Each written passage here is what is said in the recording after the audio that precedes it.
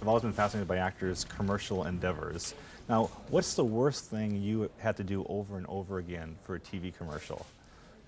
I was living in New York. It was a long time ago, and they had just syndicated the run of The Facts of Life. Remember that show, The Facts of Life? So they were trying to promote the syndicated run of it in New York, and they had like people off the street was kind of the theme of it, singing the theme song, and I had to sing that song on camera 15, 20 times. It was awful. It was the most embarrassing thing, and I thought, well, no one will see this. They ran the heck out of it all over New York. Everyone saw it. It was very embarrassing.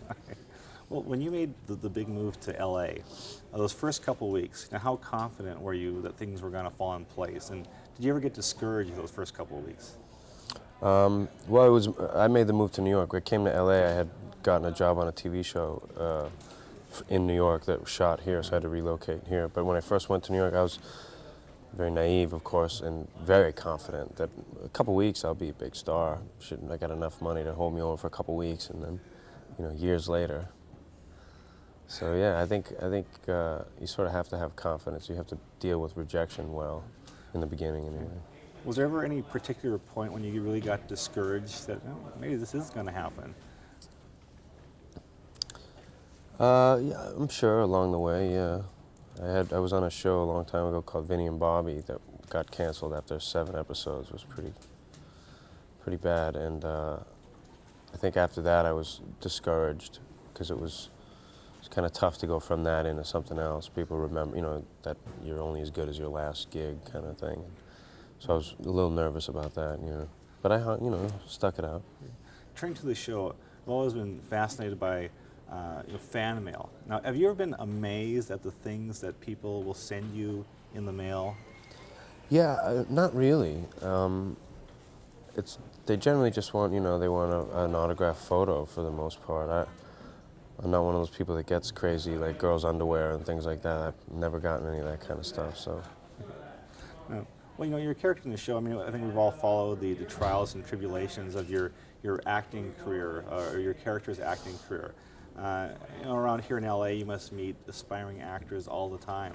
And if, say, you're waiting for your car to be parked, or you have a waiter who's an aspiring actor, what kinds of things do those guys say to you? I don't know, I don't run into it that often. A lot of times they'll say, yeah, I'm in the business too. Give you that knowing nod, as if you're gonna say, oh, yeah. Little things like that, and they say, yeah, maybe you can help me get an agent, or things like that, I don't know. There's all kinds of weird things that happen. Now, a question, one day Friends will end, and a lot was made about the last episode of Seinfeld, the last episode of Cheers. Do you and the cast ever kind of fantasize about what the last episode of Friends would be like? For us, probably sad. I don't know. What do you think the last episode of Friends will be like? Will you be sad?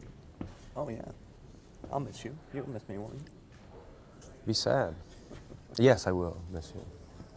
What do you got there? A popsicle. I know. Well, Matt, the last episode of Friends, when that happens, one day it will, you remember all the hoopla around the last episode of Seinfeld, last episode of Cheers? Was there hoopla about that? Did that get any press?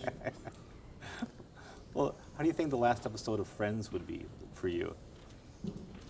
I don't know. It'd be kind of sad. We've all grown so close over the years. It's not something I'm looking forward to.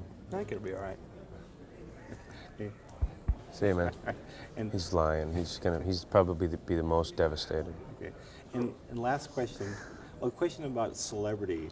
You probably have gotten used to people coming up to you all the time, people wanting things from you. Do you think it's true that actors develop... What do you mean wanting things? Well, just wanting favors or wanting... Most people just want to say hi. Yeah.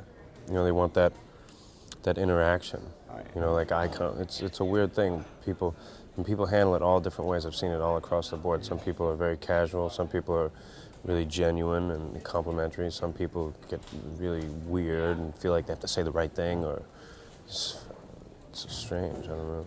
Well, Johnny Carson once said that he thought that actors develop a sixth sense about how to read people when they come up to them. Do you think that's true? I have a seventh sense. Yeah.